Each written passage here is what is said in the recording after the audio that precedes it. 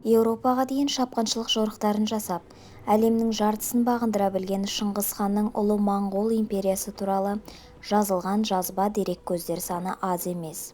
Шыңғыс хан және оның ұрпақтарының генеалогиясы, шапқыншылықтары мен жасаған ерліктері жайында бірнеше шығармалар әр ғасырда жазылып отырған. Мәселен, Моңғол дәуірі тұсында жазылған шығармаларға Тарихи Джахан Гушаи, Тарихи Муғул, Тарихи Вассав, Шахнама-и Чингизи шығармалары жатады. Солардың бірі хулагуиттік дерек көздер қатарына жататын Жамият Тауарих шығармасы. Бұл шығарманың екі авторы бар. Ең алғашқы авторы Рашид ад-Дин Фазал-Аллах болса, екінші нұсқасының авторы Қадырғали Жалайыри. Жамият Тауарихтың бірінші томында алғашқы татар тайпалары мен Шыңғыс хан генеалогиясы жайындағы мәліметтер жинақталған.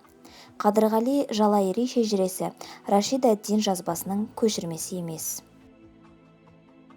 Қадырғали Қосымұлы өте білімді адамдардың бірі болған. Сол кезеңдегі түркі, араб, парсы, шағатай тілдерін өте жетік меңгерген және осы тілдердегі кітаптарды емін-еркін пайдалана білетіндігі деректе біршама айтылған болады. Қадырғали Жалайыри жазған нұсқаны кезінде 1825 жылы Қазан университетінің қызметкері Ибрагим халифінен Березин алып Қазанда бастырған. Бұл басылыммен Шоқан Уәлиханов, көптеген татар, қазақ ғалымдары таныс болған. Шежіре қазақ тілінде алғаш 1989 жылы, содан кейін 1991-1997 жылдары жарық көрді. Жазбаның бас жағы Борис Годунов патшаға мадақ, орта тұсы Рашид ад-Дин шежіресінің ықшам баяны, аяғы Орыс хан мен Ораз Мұхаммед аралығындағы оқиғаларды қамтыған Шыңғыс ұрпақтарының тарихынан тұрады.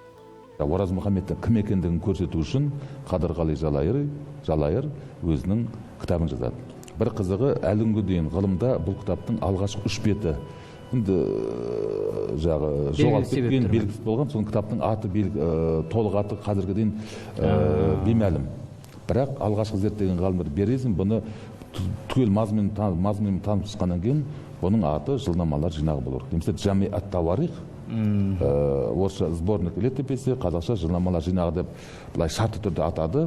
Осы шарттылық қазіргі күнде бұл тұрақты болып кетті. Толығымен бұны Қадырғали Жалайырдың жылнамалар жинағы деп аталып жүр. Бұл шығармада қазақ тарихына қатысты деректер аса көп емес. Дегенмен, сол азын-аулақ мәліметтің ғылыми маңызы зор. Оны сол тұстағы басқа ескерткіштерден кездестіре алмаймыз. Өйткені, Қадырғали мәліметтері қазақ қоғамына тән процестерді сырт көз арқылы емес, іштен қарауға көмектеседі. Орта ғасырлардағы түркі жазба ескерткіштерінің барлығында да, оның ішінде Қадырғали шежіресінде де тілдік қабатты араб пен парсы сөздері құрайды.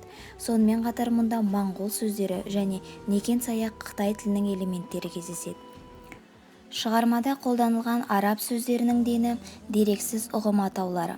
Олардың да басым көпшілігі түркі тілдеріне еніп, күні бүгінге дейін қолданылып келе жатқан дәулет, асыл, илтифат, ихлас, ишарат, файда, рәсім, адат тәрізді сөздер. Қорыта айтқанда, Қадырғали бидің Жамиғат Тауарих атты шығармасы 16 ғасырдың соңғы ширегіндегі қазақтың ескі жазба әдеби тілінің прозадағы, оның ішінде тарихи шежіре жанрындағы тұңғыш үлгісі. Ғалымның хаты өлмейді деген осы.